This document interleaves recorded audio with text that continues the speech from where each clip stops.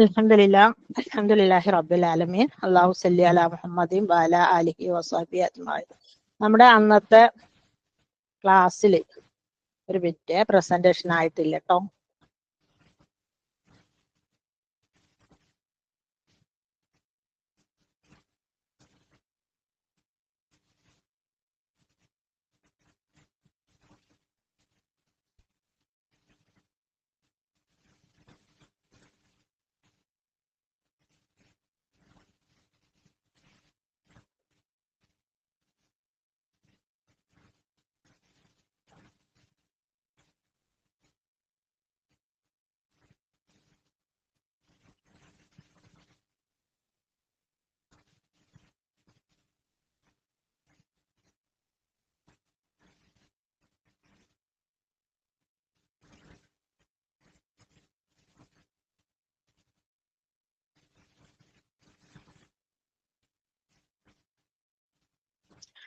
അൽഹംദുലില്ലാഹി റബ്ബിൽ ആലമീൻ. അല്ലാഹു സല്ലി അലാ മുഹമ്മദിൻ വഅലാ ആലിഹി വസഹ്ബിഹി അജ്മഈൻ.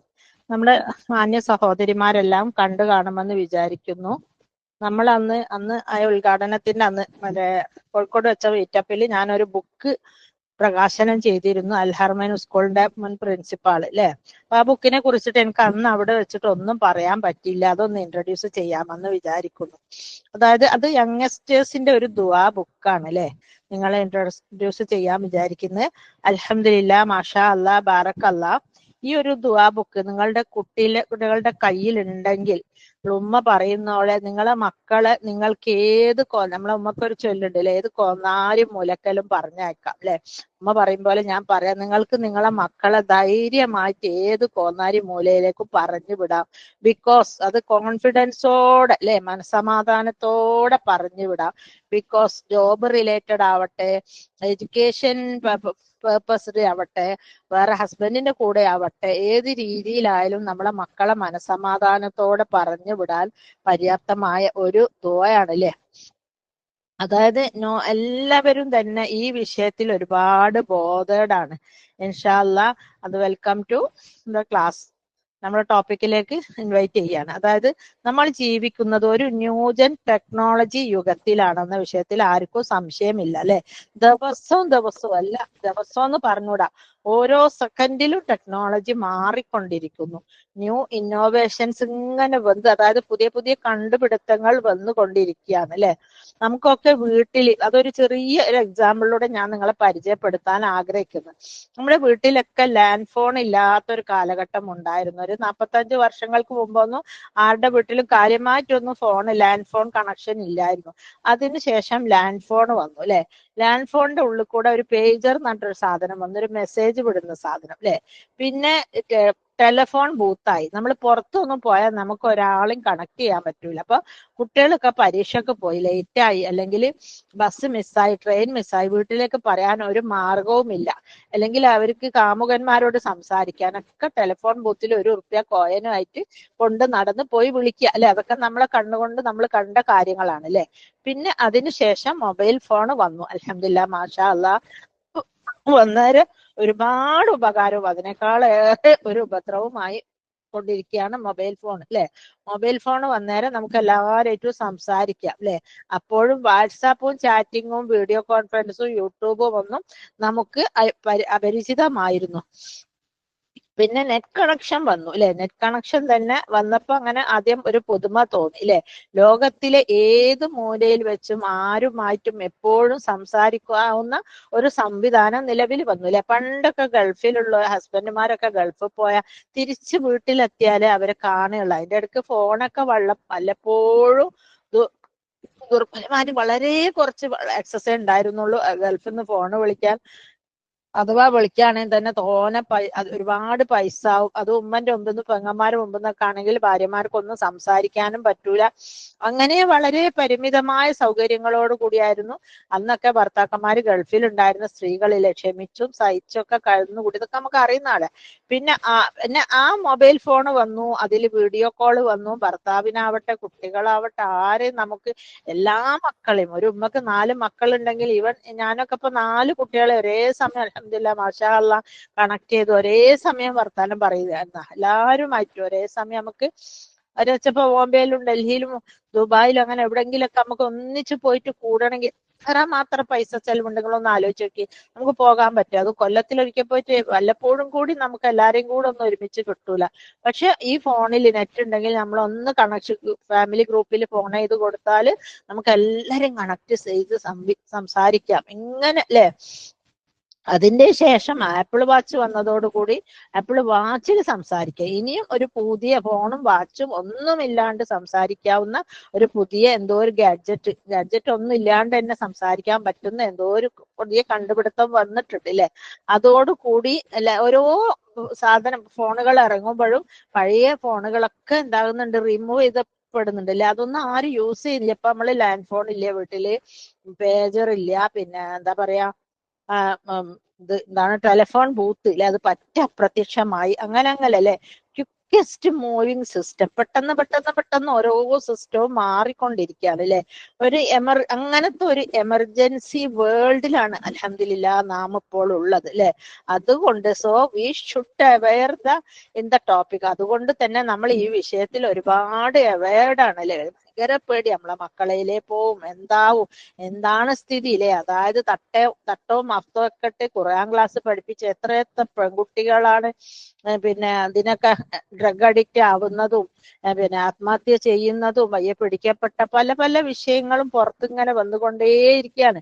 അപ്പൊ നമ്മളൊക്കെ ഇതിനെ കുറിച്ചിട്ട് എപ്പോഴും ബോധേഡാണ്. നമുക്ക് ഭയങ്കര വിഷമാണ് അല്ലെ? അപ്പൊ ഈ ഒരു വിഷയത്തിനെ കുറിച്ചിട്ട് ഞാനിങ്ങനെ കൗൺസിലിംഗ് ചെയ്യുമ്പോഴും ഓരോ ഉമ്മമാരെ വിഷമങ്ങൾ എനിക്കറിയാം. പിതാക്കന്മാര് പിന്നെ അങ്ങനെ പറയില്ല കേട്ടോ, കുട്ടികൾ അങ്ങനെ ആയിപ്പോ പേടി അവരെ മനസ്സിലുണ്ടോ ആവോ ഒക്കെ അറിഞ്ഞൂടാ. പക്ഷെ ഉമ്മമാരെപ്പോഴും ബോധേഡാണ് അല്ലെ? ഞാൻ ഈ വിഷയത്തെ കുറിച്ച് കുറെ നാളുകളായിട്ട് ഇങ്ങനെ ചിന്തിച്ചു കൊണ്ടിരിക്കുക. എന്താ ഇപ്പൊ ഇതിനൊരു പരിഹാരം, എങ്ങനെയാ ഈ ഒരു വിഷയം സോൾവ് ചെയ്യാന്ന് എനിക്ക് ഒരു അറ്റവും പിടിയും കിട്ടുന്നില്ല അല്ലെ? അപ്പം ആയിഷയുമായിട്ട് സംസാരിക്കുമ്പോൾ ആയിഷ പറയും ദുആ ഗോഡ്, അള്ളഹാനോട് ചോദിക്കുക. ഈ കൗൺസിലിംഗ് വിഷയത്തില് അള്ളഹാനോട് ചോദിക്കാത്തവരൊന്നല്ല നമ്മളോട് വന്ന് പറയുന്നത്. അവര് ദിവസവും തഹജ്ജുദിൽ പ്രാർത്ഥിക്കുന്നുണ്ട്, എന്നിട്ടും അവർക്ക് ആകെ ആശയക്കുഴപ്പത്തിൽ. അപ്പൊ ഈ ഒരു പ്രശ്നം വന്നപ്പോ ഇപ്പൊ ഈ കുട്ടി നിൽക്കും പോലെ ഞാൻ ഇങ്ങനെ ചിന്തിച്ചു, ഇതിനെന്താ ഒരു സൊല്യൂഷൻ, എന്താ ഒരു റെമഡി, എന്താ ഒരു പോംവഴി, ഒരു മഹറജ കാണണല്ലോ. അങ്ങനെ ചിന്തിച്ചുകൊണ്ടിരിക്കുമ്പോ അങ്ങനെ പിന്നെ പറയാൻ പറ്റില്ല എന്താണ് ഏത് രീതിയിലാണ് അല്ലെ സെവൻലി ശാന്തമായിട്ട് പിന്നെ ഇവരെ കൈകാര്യം ചെയ്യാന്നുള്ളത് ഞാൻ ഇങ്ങനെ ആലോചിച്ച് നിൽക്കുക. കാരണം അവരോട് നിങ്ങൾ ദുആ ചെയ്യണം എന്ന് പറഞ്ഞാൽ അവര് കേൾക്കൂല. അവർ നിങ്ങൾ നല്ലതന്നെ മാത്രമേ കണ്ടാ കോളേജിൽ നിന്ന് ആൺകുട്ടികളെ കണ്ടാൽ സംസാരിക്കണം എന്ന് പറയുമ്പോ അവർക്ക് ദേഷ്യമാണ്. വേറെ മാഫ്തയും ഷോളൊക്കെ ചുറ്റുമ്പോ അടക്കി പുതക്കണം എന്ന് പറയുമ്പോ അവർക്ക് ദേഷ്യമാണ്. അപ്പൊ ഒരു വിഷയം അവരോട് ഡയറക്റ്റ്ലി നമുക്ക് സംസാരിച്ചു കൂടാ. പിന്നെ എന്താ സൊല്യൂഷൻ അല്ലേ? They don't hear our own words. നമ്മളെ വാക്കുകളൊന്നും അവർ കേൾക്കുകയില്ല, മൈൻഡും കൂടി ചെയ്യൂല അല്ലെ? എന്താ ഒരു ഈസിലി സൊല്യൂഷൻ എന്നിങ്ങനെ ഞാൻ ഇങ്ങനെ ചിന്തിച്ചു തല പുണ്ണാക്കി നടക്കും. പഠിച്ചോൻ ഇതിനൊരു മാർഗം കാട്ടിത്താറപ്പെ. എന്റെ കുട്ടികൾ 4 എല്ലാം എബവ് 30 ഇയേഴ്സ് ആയതുകൊണ്ട് തന്നെ അവർക്ക് പിന്നെ കോളേജും അങ്ങനെയുള്ള പ്രശ്നങ്ങളും ഒന്നും ഇല്ല. അൽഹംദുലില്ലാ എല്ലാവരും രക്ഷപ്പെട്ടു പോയി. എന്നാലും ബാക്കിയുള്ള കുട്ടികളും നമുക്കൊരു ചോദ്യചിഹ്നമാണല്ലോ അല്ലെ? അങ്ങനെ എന്റെ മനസ്സിലേക്ക് ഓടി വന്ന ഒരു ഒരാശയമാണിത്. അതായത് ലോങ് ടേം എന്റെ റിസർച്ചിന്റെ ആലോചനയുടെ അള്ളാഹുവിനോടുള്ള ദുആയുടെ ഒരു റിസർച്ചിന്റെ ഒരു എന്താ പറയാ ആഫ്റ്റർ എഫക്റ്റ് എന്ന് വേണം പറയാൻ ഈ ഒരു ദുആ ബുക്ക് അല്ലെ? സുബ്ഹാനല്ലാഹ്, അൽഹംദുലില്ലാ, ലാ ഹൗല വലാ ഖുവത ഇല്ലാ ബില്ലാഹ്. ഇതിനെ കുറിച്ച് പറയണമെങ്കിൽ ഇതൊക്കെ അള്ളാന്റെ കഴിവ് എന്നല്ലാണ്ട് എന്റെ കഴിവെന്നൊന്നും ഞാൻ വിചാരിക്കുന്നു. ഇതൊക്കെ അള്ളാഹുവിൽ നിന്നുള്ള പരമകാരുണ്യന്റെ ഒരു കഴിവ് മാത്രമാണെന്നാണ് ഞാൻ വിശ്വസിക്കുന്നത് അല്ലെ? അങ്ങനെ എഴുതാൻ തീരുമാനിച്ചപ്പോഴും ഒരുപാട് പ്രശ്നങ്ങൾ. അതായത് കുട്ടികൾക്ക് നമ്മൾ ഇംഗ്ലീഷ് കൊടുത്താൽ അവർക്ക് അത് ഇഷ്ടമല്ല, മലയാളം കൊടുത്താൽ അവർക്കത് ഇഷ്ടമല്ല. ഒരിക്കലും അവരത് ദുആ ചെയ്യൂല. നമ്മുടെ മലയാളം ഞാൻ എഴുതിയിട്ടുള്ള ബുക്സ് ഒക്കെ നിങ്ങൾക്ക് അറിയാലോ. ആ ബുക്കൊന്നും തന്നെ നമ്മളെ മക്കളൊന്നും ദുആ ചെയ്യില്ല. ബിക്കോസ് അവർക്ക് മലയാളം മീഡിയം ബുക്ക് എന്ന് പറഞ്ഞ അലർജിയാണ് നമ്മളെ കുട്ടികൾക്ക് അല്ലെ? അപ്പൊ അതുകൊണ്ട് തന്നെ മലയാളം പറ്റൂല. പിന്നെ എങ്ങനെ what can I do for this? ഈ വിഷയത്തിൽ ഞാൻ എന്ത് ടേംസ് എടുക്കും എന്നുള്ളതിനെ കുറിച്ച് ഞാൻ അങ്ങനെ ആലോചിച്ചു കൊണ്ടേയിരുന്നു. അങ്ങനെ ആലോചിച്ചപ്പം തോന്നി എന്നാ പിന്നെ ഇംഗ്ലീഷിൽ എഴുതിയാലോ? അപ്പോഴും പ്രോബ്ലം. ഇംഗ്ലീഷ് അത്രക്ക് അന്ന് അത്രക്ക് ഞാൻ എക്സ്പേർട്ടും അല്ല. അപ്പൊ എഴുതി അങ്ങനെ എന്റെ ഒരു ഡിയർ ഫ്രണ്ട് ഉണ്ട് ഇവിടെ സൗദിയിലുള്ള, അവരെ മോള് ഇംഗ്ലീഷ് മീഡിയത്തിൽ ഡിഗ്രി ഒക്കെ കഴിഞ്ഞ കുട്ടി. അപ്പൊ അവരെ വിളിച്ചു. അപ്പൊ അവരൊക്കെ എന്നെ സഹായിക്കാമെന്ന് വെച്ചു. പിന്നെ ഈ ബുക്ക് എഴുതുമ്പോഴുള്ള വേറൊരു പ്രശ്നം എന്ന് വെച്ചാൽ നമ്മുടെ ലാംഗ്വേജോ നമ്മുടെ ഭാഷയോ നമ്മുടെ സംസാര രീതികളോ ഒന്നും തന്നെ ഈ കുട്ടികൾക്ക് ഇഷ്ടമില്ല. അവരിതൊരു ഡിഫറെന്റ് ലാംഗ്വേജ് അല്ല, നമ്മുടെ ഇംഗ്ലീഷ് അല്ല, നമ്മുടെ മലയാളം അല്ല, നമ്മുടെ ചിന്ത അല്ല, നമ്മുടെ പ്രവർത്തനങ്ങളല്ല. നമ്മൾ റെസ്പെക്ട് ചെയ്യുമ്പോൾ ആൾക്കാരെ റെസ്പെക്ട് ചെയ്യൂല, കുടുംബക്കാരെ ഇഷ്ടമില്ല. അങ്ങനത്തെ ഒരു പ്രത്യേക തരം ആറ്റിറ്റ്യൂഡിൽ കടന്നു പോകുന്ന മക്കളെ എങ്ങനെയാ ഒന്ന് ശരിയാക്കുക? അപ്പൊ ഇംഗ്ലീഷിലെ ലാംഗ്വേജ് പ്രോബ്ലം സോൾവ് ചെയ്തു. പിന്നെ അശ്വന്റെ മോള് പറഞ്ഞു, എനിക്ക് ഞാൻ ഒരു കാര്യം ചെയ്യാൻ DTP ചെയ്തുതരാൻ. അപ്പൊ DTP വർക്ക്സ് അവൾ ഏറ്റെടുത്തു. അങ്ങനെ തന്നെ അങ്ങനെ ചിന്തിച്ച് ഒരു ബുക്കിലേക്ക് കടന്നു. അപ്പൊ ന്യൂജന് പറ്റിയ രീതിയിൽ ഇംഗ്ലീഷിൽ തന്നെ എഴുതാൻ സാധിച്ചു, അൽഹംദുലില്ലാ. പിന്നെ മറ്റേ അതുണ്ടല്ലോ ChatGPT എല്ലാം എല്ലാ ഹെൽപ്പും അൽഹംദുലില്ലാ മാഷാ അല്ലാഹ് ഒരുപാട് ഭാഗത്തു നിന്നുള്ള ഹെൽപ്പിന്റെ സഹായത്തോടെ എല്ലാവരുടെയും ഹെൽപ്പിന്റെ ഇതായിട്ട് എനിക്ക് ഇത് ഒരു ബുക്ക് പെട്ടെന്ന് പ്രസിദ്ധീകരിക്കാൻ സാധിച്ചു. ഈ പ്രസിദ്ധീകരിക്കുന്നതിന് തന്നെ വലിയൊരു മിറാക്കിൾ ഉണ്ട്. ഞാനിതിങ്ങനെ മനസ്സിൽ വിചാരിച്ചു ഇങ്ങനെ ഒന്ന് എഴുതണമെന്നൊക്കെ. അപ്പൊ അത് വിചാരിച്ചു എന്നല്ലാണ്ട് സഡൻലി ഇങ്ങനെ ഒരു ബുക്ക് ആക്കണം, ബുക്ക് ആകും എന്നൊന്നും എനിക്കൊരു പ്രതീക്ഷയില്ല. പക്ഷെ എൻ്റെ ഒരു ലോങ് ടേം ആയിട്ട് ഞാൻ ആഗ്രഹിച്ചു കൊണ്ട് നടന്ന് എൻ്റെ ഒരു ചിന്തയാണ്, എൻ്റെ ഒരു എന്താ പറയുന്ന ഒരു മോഹന സങ്കല്പമാണെന്ന് വേണം പറയാൻ. അങ്ങനെ ഞാൻ ഈ ഒരു മീറ്റപ്പിന്റെ ഒരു 3-4 ആഴ്ച മുമ്പ് ഇങ്ങനെ രാത്രി ഇങ്ങനെ കിടന്നുറങ്ങുമ്പോ 2:30 മണി സമയത്ത് എനിക്ക് ബുക്ക് വേഗം പ്രസിദ്ധീകരിച്ചോ, പബ്ലിഷ് ചെയ്തോ, ഇനി കുറച്ച് ദിവസമല്ലേ ഉള്ളൂ, അന്നേരം പബ്ലിഷ് ചെയ്യാലോ. ഞാൻ അങ്ങനെ വിചാരിച്ചു, ഈ ബുക്കൊക്കെ പബ്ലിഷ് ചെയ്യണം എത്രമാത്രം, ചിലപ്പോ ഞാൻ 6 മാസം 2 കൊല്ലം വരെ ബുക്ക് എഴുതാൻ ഇരിക്കും. അത്രമാത്രം ടഫസ്റ്റ് വർക്ക്. എന്നെ കുറ്റപ്പെടുത്തുന്ന പോലെ കാണുമ്പോ ഞാൻ ഇങ്ങനെ വിചാരിക്കും, പഠിച്ചോനെ ഇതിലെ ഓരോ വാക്കുകൾ ദുആ എന്നുള്ള DUA എന്നുള്ള DIA എന്നായി പോയ ദിയാന്നാവൂലേ, അത് തെറ്റാണ്. അങ്ങനെ ഓരോ ഹദീസും റെഫറൻസും പണ്ഡിതന്മാരും എന്താ പറയാ ഹദീസ് എഴുതിയ ഹദീസ് വക്താക്കൾ ഇതൊക്കെ കറക്റ്റായി വരണ്ടേ? എന്നിട്ട് എങ്ങനാ ഈ ആൾക്കാർക്ക് എന്നെ കുറ്റം? ഇതിന്റെ ബുദ്ധിമുട്ട് എനിക്ക് മാത്രമല്ല അറിയുള്ളൂ. അപ്പൊ രാത്രി 2:30 മണിക്ക് എന്നെ വിളിച്ചു കൊടുത്തത്. പരിസരത്തൊന്നും നോക്കിയിട്ട് ആരും വിളിച്ചു കൊടുത്താനൊന്നുമില്ല. പക്ഷെ നല്ല ഉറക്കില്ല, അൽഹംദുലില്ലാ. എന്നാലും എണീറ്റ് വരട്ടെന്ന് വെച്ചാൽ അന്ന് 2:30 മണിക്ക് ഞാൻ വന്നിരുന്ന് കുറച്ചേ എന്തെല്ലോ കാര്യങ്ങൾ. അന്നേരം ഭയങ്കര സ്വസ്ഥം സമാധാനമാണല്ലോ, അൽഹംദുലില്ലാ. അന്നേരം ഞാനിങ്ങനെ എഴുതി തുടങ്ങിയപ്പോൾ എനിക്ക് പ്രതീക്ഷയില്ല, പഠിച്ചോനെ ഇത് ഇംഗ്ലീഷിലാണ്, മീഡിയം ഇംഗ്ലീഷാണ്, അതിൽ തെറ്റുകൾ വന്നാൽ അത് കറക്റ്റ് ചെയ്യണം. അത് രണ്ടാമത്താണെങ്കിൽ പല ആളുകളുടെ ഹെൽപ്പ്. സാധാരണ ഞാൻ മലയാളം എഴുതുമ്പോൾ എനിക്ക് ആരും വേണ്ട, ഞാൻ എല്ലാ കാര്യങ്ങളും റിസർച്ച് ചെയ്ത് കണ്ടുപിടിച്ച് ഞാൻ തന്നെ എഴുതാറാ പതിവ്. ഇതിനെനിക്ക് ഒരുപാട് ആൾക്കാരെ ഹെൽപ്പും വേണം. എന്താ ചെയ്യാന്ന് ഒരു ഐഡിയ ഇല്ല. എന്തായാലും ആവട്ടെ, എഴുതി തുടങ്ങി. എന്നാ പ്രസ്സിലൊക്കെ വിളിച്ചു പറഞ്ഞപ്പോ അവരറിഞ്ഞ ഒക്കെ നിങ്ങൾ കൊണ്ടുവരി തരാം, നിങ്ങൾ ഏതായാലും ഒരാഴ്ച മുമ്പ് എന്തെങ്കിലും തരണം. എന്തിനധികം പറയുന്ന, ഒരാഴ്ച മുമ്പ് പോയിട്ട് 4-5 ദിവസം മുമ്പ് വരെ ഈ പുസ്തകങ്ങൾ തീർന്നില്ല. അതിന്റെ ഇടക്ക് ഇവിടെ നാട്ടിൽ നല്ല മഴയും പനിയും അങ്ങനെ ഓരോ കാരണങ്ങളായി ഡിലേ ആയി. പിന്നെ ശനിയാഴ്ച മീറ്റിംഗ് നടക്കുമ്പോൾ തിങ്കളാഴ്ച പോലും ഇത് പ്രസ് കയറ്റാൻ പറ്റിയിട്ടില്ല. അതൊരു അൺഫീൽഡ് അവസ്ഥയിലായിരുന്നു എന്ന് വേണം പറയാൻ. അൽഹംദുലില്ലാ മാഷാ അല്ലാഹ്, അത് അള്ളാഹു എന്നെ വിളിച്ചുണർത്തി പറഞ്ഞതാണോ എന്ന് എനിക്ക് അറിഞ്ഞൂടാ. അള്ളാഹു അല എന്ന് പറയാൻ മാത്രം അത്ര വലിയ ആളൊന്നല്ല ഞാൻ, അല്ലേ? അപ്പൊ ആ ഒരു എന്തോ ഒരു ഇതൊക്കെ അറിയില്ല. അങ്ങനെ അത് പിന്നെ വെള്ളിയാഴ്ച ദിവസം പ്രസ്സിൽ കൊടുക്കാനും സാധിച്ചു, പ്രിന്റ് ചെയ്യാനും സാധിച്ചു. പിന്നെ ഈ ബുക്കുകൾക്ക് മറ്റുള്ള ബുക്കൊക്കെ വളരെ ലോ കോസ്റ്റിൽ ചെയ്യുന്ന, അതായത് നമ്മളെ ഉമ്മമാരും ഞങ്ങളൊക്കെ വായിക്കുന്ന എബോ 40s വായിക്കുന്ന ബുക്ക് ആയതുകൊണ്ട് തന്നെ ദുആകളൊക്കെ വലിയ അക്ഷരത്തിൽ എഴുതും. അവർക്കത് കണ്ണട ഇല്ലാണ്ടും വായിക്കണം, നിസ്കാരപ്പായിൽ വെക്കണം, അങ്ങനത്തെ ഒക്കെ ഇന്റൻഷനോട് കൂടി. ഇവരത് അതല്ല, ഇവർക്ക് വലിയ അക്ഷരം പറ്റൂല, സ്മോൾ ലെറ്റേഴ്സ് ആവണം. നല്ല കാഴ്ചയുള്ള കുട്ടികൾ, ചെറുപ്പക്കാരികളല്ലേ, അപ്പൊ സ്മോൾ ലെറ്റേഴ്സ് ആവണം, അത് ഇംഗ്ലീഷ് ആവണം, അതിന്റെ ഡെഫിനിഷൻ വേണം, ചിലപ്പോ അതിന്റെ പിന്നെ എന്താ അറബിന്റെ മലയാളം, അറബി വാക്കിന് തന്നെ മലയാളം ട്രാൻസ്ലിറ്റേഷൻ വേണം. അങ്ങനെ ഒത്തിരി പ്രശ്നങ്ങളായിട്ട് മുന്നോട്ട് പോയി. ഞാൻ പ്രസ് പോയി ചോദിച്ചപ്പോ അയാള് പറഞ്ഞു, നിങ്ങൾ വിചാരിക്കും പോലെ ഒന്നും ഇത് അടിച്ചാൽ പറ്റൂല, അത് കുട്ടിയൊക്കെ ആകുമ്പോ എസ്പെഷ്യലി ഡിസൈൻഡ് ആവണം, നല്ല ഡിസൈനൊക്കെ ആവണം, അതിന് നല്ല കോസ്റ്റ് കൂടും, എഴുത്തിന് കോസ്റ്റ് വരും, പിന്നെ കവർ പേജിനും വരും, അതിന്റെ മൊത്തം ടോട്ടൽ എല്ലാം കോസ്റ്റ് വരും എന്നാണ്. അപ്പൊ ഞാൻ വല്ലാണ്ട് കൂടും. അന്നേരം പറഞ്ഞല്ല, നമുക്ക് അങ്ങനെ കുറച്ച് ചെയ്യാന്ന് പറഞ്ഞ അങ്ങനെ അദ്ദേഹം അവര് ഏറ്റെടുത്തു, അല്ലെ? അങ്ങനെ അത് അവര് ചെയ്തു, എല്ലാം നല്ല വൃത്തിക്ക് തന്നെ ചെയ്തു. അൽഹംദുലില്ലാ മാഷാ അല്ലാഹ്. പിന്നെ ഇതിന്റെ കവർ, ചട്ട, പേര് അങ്ങനെ കണ്ട കാര്യങ്ങളൊന്നും ഞാൻ ടച്ച് ചെയ്തിട്ടില്ല. ഉള്ളിലുള്ള പിന്നെ ഉള്ളടക്കം മാത്രമേ ഞാൻ ചെയ്തിട്ടുള്ളൂ. കാരണം അതൊക്കെ ന്യൂജൻ ഫോമിലാവണം. നമ്മുടെ ഒരു അഭിപ്രായങ്ങളും ഒരു ടാലന്റും അവിടെ യൂസ് ചെയ്തുകൂടാ. ഞാനൊരു ഡമ്മി ആയിട്ട് നിന്നെന്ന് മാത്രം. പേര് കളക്ട് ചെയ്തതും പിന്നെ ഡിസൈൻ ചെയ്തതും ഒക്കെ അശ്വന്റെ മോള് തന്നെയാണ്. ഒക്കെ ഉള്ള ഇഷ്ടത്തിന് വിട്ടുകൊടുത്തു.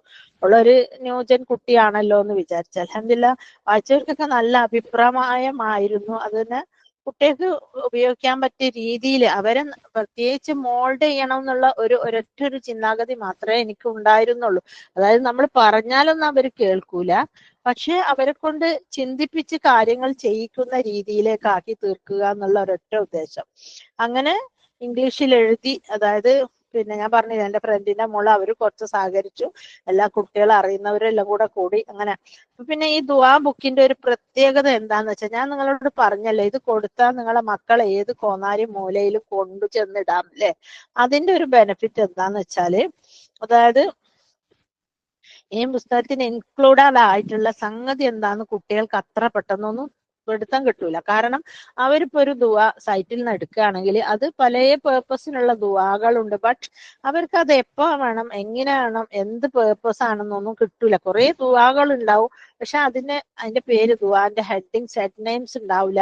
ചിലതിന് അർത്ഥം ഉണ്ടാവില്ല, ചിലതിന് ട്രാൻസ്ലിറ്ററേഷൻ ഉണ്ടാവില്ല. അങ്ങനെയൊക്കെ പല പ്രശ്നം. ഇതല്ല, ഇത് ഞാൻ അവരുടെ ഹൃദയം, അതായത് നമ്മുടെ ടീനേജേഴ്സിന്റെ 10 to 25 വരെയുള്ള യങ്സ്റ്റേഴ്സിന്റെ മനസ്സ് കണ്ട് എഴുതിയത് കൊണ്ട് തന്നെ ഓരോന്നും അതിൻ്റെതായ, നിങ്ങൾക്കറിയാലോ ഞാൻ അഫ്ളൽ ദുആയും മറ്റേ തഹജ്ജുദിലെ ദുആകളൊക്കെ എഴുതിയത്.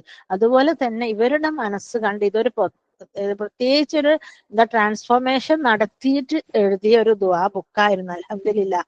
അതുപോലെ ഇംഗ്ലീഷിൽ തന്നെ നല്ല വൃത്തിക്ക് എഴുതാൻ ഇവരൊക്കെ ഉള്ളത് കൊണ്ട് എനിക്ക് ഒരുപാട് സഹായകമായി അല്ലെ. അപ്പൊ ഈ ബുക്കിന്റെ ഒരു പ്രത്യേകത എന്താന്ന് വെച്ചാൽ, ഇതിന്റെ ക്വാളിറ്റി വൈസ് നോക്കുകയാണെങ്കിൽ ഇങ്ങനെ, അതായത്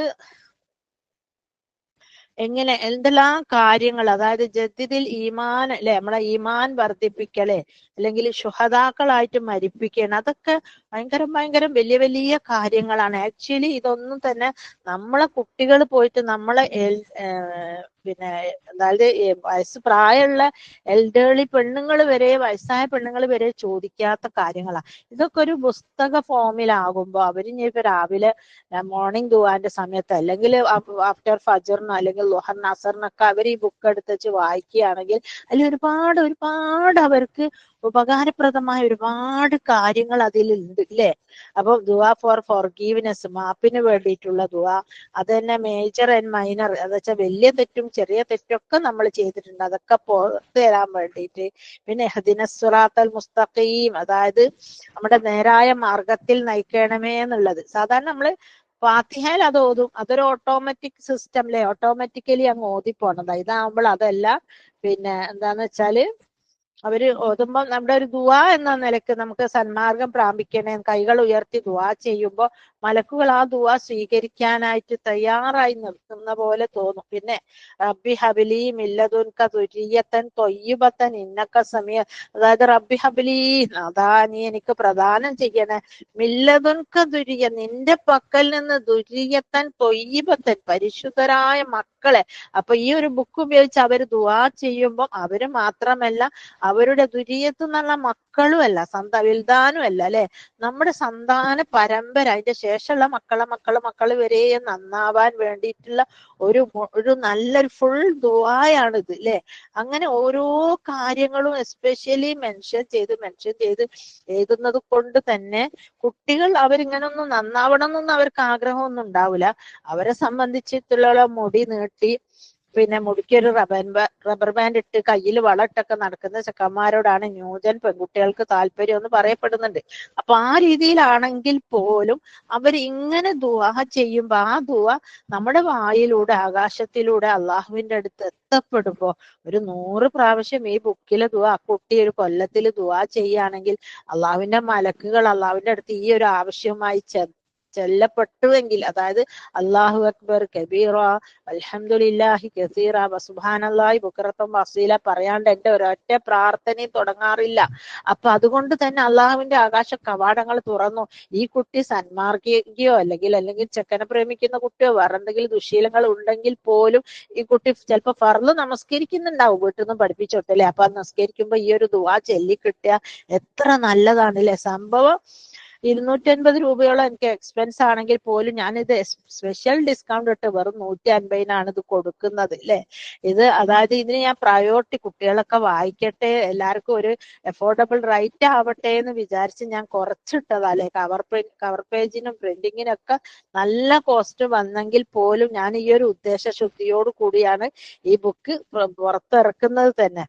ആക്ച്വലി പിന്നെ ഈ ബുക്കിന് 150 60 കൊറിയർ ചാർജ്, ഒരൊറ്റ ബുക്ക് ആണെങ്കിൽ പോലും 60 കൊറിയർ ചാർജ് കൊടുക്കണം. അപ്പൊ 210 രൂപക്ക് ഈ ബുക്ക് മാത്രമായിട്ട് നിങ്ങൾ അഡ്രസ്സ് വിട്ട് തന്നാൽ ഞാൻ ഇതിന്റെ കൂടെ എന്റെ വാട്സപ്പ് നമ്പർ ഒക്കെ കൊടുക്കാം. അഡ്രസ്സ് വിട്ട് തന്നാൽ നിങ്ങൾക്ക് ഈ ബുക്ക് വീട്ടിൽ, അതല്ല എന്റെ ഫുള്ള് ബുക്ക് വേണമെങ്കിൽ 110 രൂപ മാത്രം